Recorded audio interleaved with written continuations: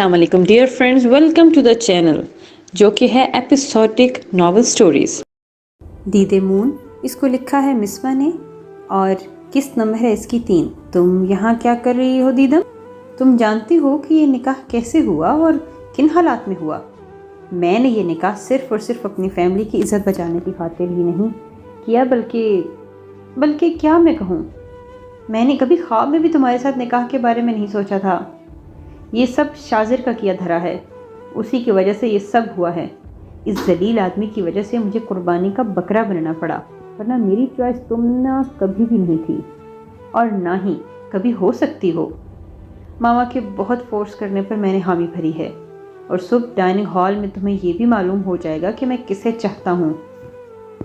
मेहमानों के जाने के बाद मून ने जब अपने रूम में कदम रखा तो सामने मौजूद ग्लास विंडो के पास खड़ी दीदम का देखा, जो सर ऊंचा किए आसमान को तक रही थी। इसे अपने रूम में मौजूद देखकर मून को गुस्सा आने लगा और बगैर दीदम की परवाह किए उसे सख्त सुनाने लगा, जैसे यही इसके लिए सबसे ज़रूरी काम हो। आई एम सॉरी मून मतलब है कि मुझे मामा ने आपके रूम में छोड़ा है।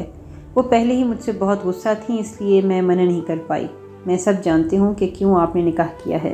मैं कुछ देर तक अपने कमरे में चली जाऊँगी, बस मामा लोगों का इंतज़ार है, वो आराम करने चले जाएं तो। इसे मून से इससे भी ज़्यादा की उम्मीद थी। वो अच्छी तरह से जानती थी कि ज़बरदस्ती के बंधन में बंधना जब उसके लिए आसान नहीं था तो मून का ये रद्द-ए-अमल तो मुतवक्की ही था। वो बगैर उसकी तरफ देखे अपनी नीली आंखों से बादलों की ओट में छुपे चाँद को घूरते हुए इससे वजाहत देने लगी। ये बहुत अच्छी बात है कि तुम सब कुछ जानती हो, और ये भी बहुत अच्छी बात है कि तुम अच्छे से सब कुछ समझती भी हो। इसी में तुम्हारी बेहतरी है। अपनी कलाई से वॉच उतार कर टेबल पर रखते हुए उसने नखूसत से देखा तो दीदम की आंखें फिर से जलने लगीं, लेकिन वो इस वक्त अपने आंसू रोकना चाहती थी। आंखें ज़ोर से नीचे आंसू पर बंद कोशिश में इसकी आंखें मज़ीद सुर्ख हो गईं। क्या मैं आपका आवाज़ यूज़ कर सकती हूँ?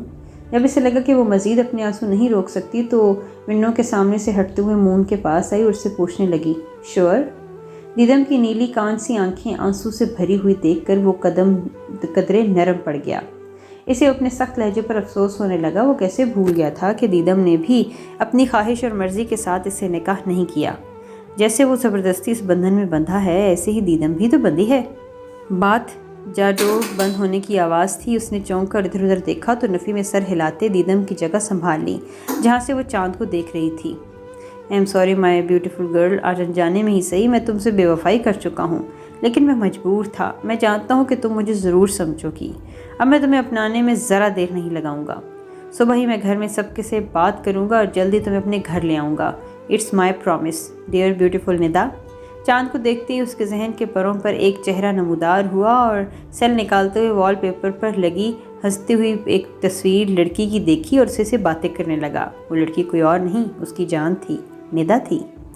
काफ़ी देर तक वो चांद को तकते दीदम के बाहर आने का इंतज़ार करने लगा, लेकिन आधा घंटा गुजर जाने के बाद भी वो बात से बाहर नहीं आई तो मून गबड़ से अपने लिए आरामदेह लिबास निकालकर बात का डोर नॉक करने के इरादे से आगे बढ़ा।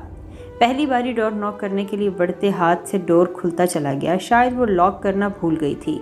इससे पहले कि वापस बंद करता, इसकी नज़र गैर इरादी तौर पर दीदम पर पड़ी, जो नल खोले उसके नीचे बैठी रोने में मसरूफ़ थी। इसे पर नज़र पड़ते ही मुंह ठटक कर रह गया। पूरा खोला और दीदम को पुकारते हुए अंदर चला आया। वो जो बात में घुसते ही नल खोलकर उसके नीचे बैठकर अपने आंसू को आज़ादी से बहने दे रही थी। मून की आवाज़ पर अपनी सुर्ख आंखों से उसे देखा, जो अपने कपड़े के लिए नल बंद कर रहा था। सॉरी। मून को सर पर खड़ा देखकर इसे समझ ही नहीं आई कि वो क्या बोले। दुखती आंखों को बेदर्दी से मसलते हुए इसने एक लफ्ज़ कहा और भीगी वाइट मैक्सी संभालते हुए उठने लगी। दीदम सॉरी, मुझे कहनी चाहिए, मुझे तुम्हारी हालत को समझना चाहिए था और ऐसे तुम्हारे साथ सख्त रवैया भी नहीं अपनाना चाहिए था। अच्छा रो मत, उठो, शाबाश। अपने कपड़े हैंग करते हुए वो दीदम के पास बैठा और उसे समझ नहीं आ रही थी कि वो कैसे दीदम को तसल्ली दे। निकाह बेशक उसकी मर्ज़ी के बरखिलाफ़ भी हुआ था, लेकिन उसने इस मसले को अपने सर पर सवार नहीं होने दिया था, क्योंकि निकाह करके भी इसे लगा था जैसे कोई तब्दीली नहीं आई। वो अपनी चाहत फिर भी पूरी करेगा, बट दीदम बिल्कुल टूट चुकी थी। उसके पास इस वक्त कोई भी सहारा नहीं था जिससे वो अपना दुख हल्का कर सके। इसने जो ख्वाब देखे थे अपनी शादी को लेकर, वो सब इसकी आंखों में ही चिकनाचूर हो गए थे। मून के नरम रवैये में कहे दो अल्फाजों ने इसके रोने में मज़ीद तेज़ी आ गई और वो घुटनों में सर दिए सिसकियों में रोने लगी। اس کے ہر انداز سے کوئی بھی محسوس کر سکتا تھا کہ دیدم اس وقت کس اذیت سے گزر رہی ہے۔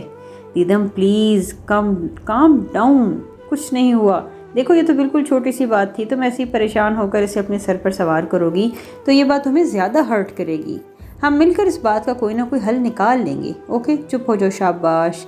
جھجکتے ہوئے منہ نے ہاتھ پکڑ کر اس کے سر پر رکھا اور یہ جھجک شاید اس کے مابین بننے والی نئے رشتے کی وجہ سے تھی۔ شاذر نے میرے ساتھ ایسا کیوں کیا؟ میں نے اس کا کیا بگاڑا تھا؟ میں نے تو ہمیشہ اس کی خوشی چاہی تھی، اسے خوش رکھنے کی ہر ممکن کوشش کرتی تھی۔ وہ تو جانتا تھا کہ میرے سارے جذبے، خواب، محبت سب اس کے ساتھ جڑا ہوا ہے۔ اس نے دیدم کے ساتھ ساتھ سب کچھ کیوں توڑ دیا؟ میری غلطی کیا تھی؟ یہی مجھے بتا دیں، آخر میں نے ایسا کیا کر دیا کہ بدلے میں شاذر نے مجھے اتنا برا کیا، مجھے دلہن بنے چھوڑ کر بھاگ گیا؟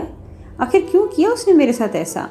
آنکھوں میں ٹوٹے ہوئے خوابوں کی کرسیاں سمیٹے ہزاروں شکوے لیے اس نے مون سے سوالات کیے، جن میں سے ایک کا جواب بھی اس کے پاس نہ تھا۔ کل کی آئی لڑکی کے لیے میرے 4 سالوں کی محبت، کیریئر، سب کچھ بھول کر وہ مجھے چھوڑ کر چلا گیا؟ آخر کیوں؟ کیا میں خوبصورت نہیں ہوں؟ کیا میں اچھی نہیں ہوں؟ کیا وہ شاذر کے ساتھ مجھ سے زیادہ محبت کرتی ہوگی؟ کیا وہ شاذر کا خیال مجھ سے زیادہ رکھتی ہوگی؟ پل پل تڑپتی ہوں میں اس کے لیے، یہاں تک کہ اپنی جان تک لینے کی کوشش بھی کی تھی تاکہ میں ہی مر جاؤں اور شاذر کو خوشیاں مل جائیں، میں ہی ان کے درمیان سے نکل جاؤں، لیکن اللہ پاک مجھے مرنے بھی تو نہیں دیتے۔ وہ اپنے دونوں ہاتھوں کی انگلیاں بالوں میں پھنسائے اس وقت ڈپریشن کی آخری حدوں کو چھو رہی تھی، جیسے ابھی اگر اسے سنبھالا نہ گیا تو شاید وہ اس ذہنی اذیت میں اپنے آپ کو ختم کر دے گی۔ دیدم خود کو سنبھالو پلیز، ایسے ٹوٹ جاؤ گی تو اسے صرف تمہیں ہی نقصان ہوگا۔ ابھی اٹھو نا، باہر چلو، شاباش، پھر ہم بعد میں اس ٹاپک پر بات کریں گے، اٹھو پلیز۔ دیدم کے منہ سے ادا ہونے والے سب الفاظ اس کے لیے نئے تھے۔ جب وہ لندن گیا تب ہی سے اس کی ماں زبین، جو دیدم کی ماں تھیں، اسے شاذر کے لیے دیدم کا ہاتھ مانگتی تھیں، حالانکہ اس وقت دیدم اور شاذر کا محبت کا ریلیشن شپ بھی نہیں تھا۔ اس کے بعد ان دونوں کا دوستی کا رشتہ محبت میں بدل گیا تھا، جس کی اسے بھی خبر تھی، لیکن شاذر کا کسی اور لڑکی کی ریلیشن شپ میں جانا، دیدم کا اپنی جان لینے کی کوشش کرنا اور اس کا یوں شادی والے دن دیدم کو چھوڑ جانے کے پیچھے کی وجہ مون سے بالکل انجان تھا۔ مجھ سے برداشت نہیں ہو رہا، میں کیا کروں؟ کیسے بھولوں گی وہ سب جو شاذر نے میرے ساتھ کیا؟ میری زندگی کیسے گزرے گی؟ بیک وقت ہزاروں تلخ سوچوں نے اسے اپنے لپیٹ میں لیا ہوا تھا۔ دیدم، تمہیں برداشت کرنا پڑے گا، ابھی خود کو سنبھالنا ہوگا۔ شاذر کہاں جائے گا؟ اس کا ٹھکانہ ہی یہی ہے، جب بھی آیا اسے گھر ہی آنا ہے، تو تم تب تک دل کھول کر اس سے سارے سوالات کر لینا۔ ابھی اٹھو، یہ کپڑے میں نے لائے ہیں، یہیں چینج کر کے باہر آؤ 5 منٹ میں، ورنہ میں دوبارہ اندر آ جاؤں گا۔ سخت لہجے میں حکم صادر کرتے ہوئے اس نے کندھوں سے پکڑتے ہوئے دیدم کو کھڑا کیا اور اپنے ہینگ کیے ہوئے کپڑوں کی جانب اشارہ کرتے باہر نکل گیا۔ میں اپنے روم میں جا رہی ہوں۔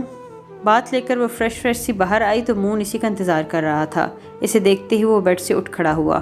اس کے ڈھیلے ڈھالے کپڑوں میں الجھتی اس کی ساتھ نظریں ملانے سے گریز کر رہی تھی۔